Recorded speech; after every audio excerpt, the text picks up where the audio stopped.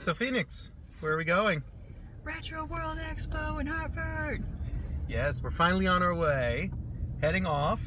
I got hit by cars and Dunkin' Donuts. Oh, because people decide to throw it in reverse. This is not Mario Kart. Oh God, I've done Mario goofed. Kart. Oh my God. I've done goofed. It's traffic.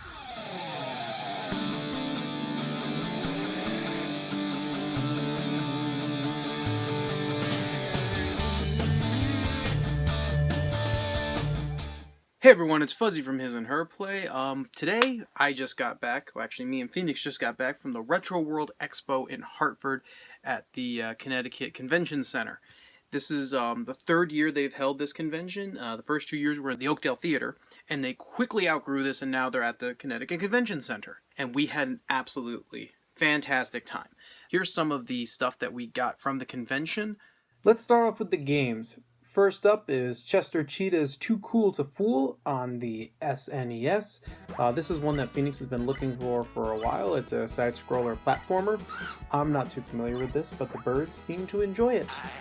Then we have King of Monsters 2, again on the SNES, another one that Phoenix was looking for. This one is a side-scroller beat-em-up with monsters and stuff, and it seems really, really fun to play. Next is a personal one that I've been looking for quite some time and ended up luckily finding. That is Sweet Home. Sweet Home is a top-down RPG survival horror game, which was credited to being the inspiration for the Resident Evil, Alone in the Dark, and the survival horror genre in an RPG form. So it's pretty creepy and pretty cool to play. Next is one I've been looking for a while, which is Bonk's Adventures on the Game Boy. This copy here is a little beat up, might look a little prehistoric, if you will.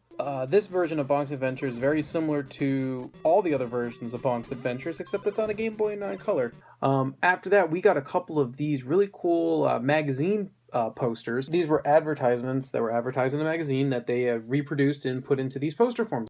Then we ended up finding this really cool Nintendo Power Star Fox issue, which is one of Phoenix's personal favorite games of all time, is Star Fox. And what's really cool about this cover is it actually really does show off the fact that, yeah, these guys had no legs. They all had them removed for G-force issues. Not going to go into that too much. After that, we got Sonic the Hedgehog and Super Mario World shadow boxes. These were made by these lovely people here at Video Game Shadowbox. You can find them on Etsy, and you can find them on videogameshadowbox.com. I'll post those links in the description below.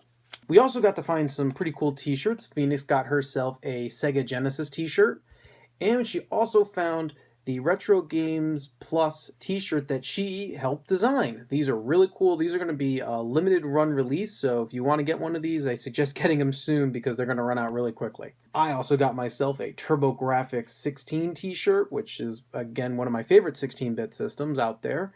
Not many people seem to know about it, but when you play, it's a really fun system to play.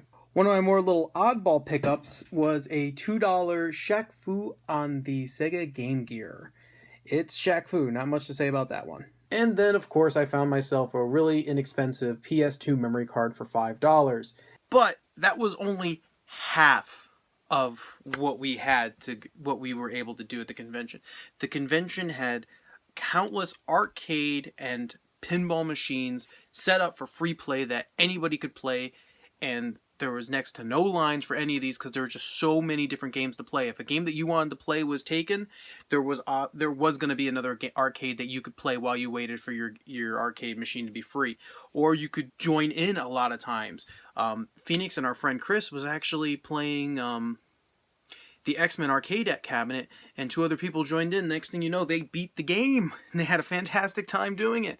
Pinball machines were just one of Phoenix's favorite things to play, and our friend Jesse joined her for a lot of those, and they were playing pinball non-stop for half of the day. The arcade cabinets were just amazing games to play. Killer Instinct, Afterburner, Mortal Kombat 2, a couple of games I've never even heard of, the X-Men arcade game. They had auctions, they had live TV shows like Press Your Luck there. I didn't really get a chance to see there. We got to meet up with Pat the NES Punk, and of course there was Russ Lyman there. Well, okay, maybe he wasn't at his booth all the time, but he was out and about talking with all of his fans and talking with all the other people there. Basically, what I want to take away from this is that we just had a really fun time there. Great people, great place to be. The free arcade play and the free pinball machines more than made up for any price of admission. And then you had all the vendors as well selling everything that you can possibly imagine. NES, Super NES, N64, GameCube, PS1, PS2, Dreamcast, PS3, PS4 games, action figures, stuff I've never even seen before. I got to hold an autographed copy of Bible Buffet that was signed by the founder of Wisdom Tree. And I gotta say, just being able to hold that and read the back description of that was absolutely hysterical to read. Getting a chance to talk with all these great vendors and all these great people who love video games as much as we do, it was just such a great event. And they're going to be holding another one next year.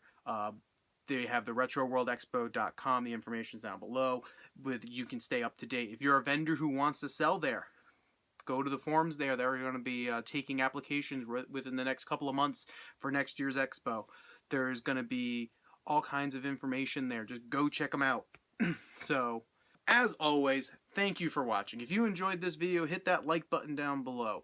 If you really like this video, hit that subscribe button. Leave a comment down below this video. Follow us on Facebook and any other social media that you happen to find us on. And as always, until next time, keep gaming.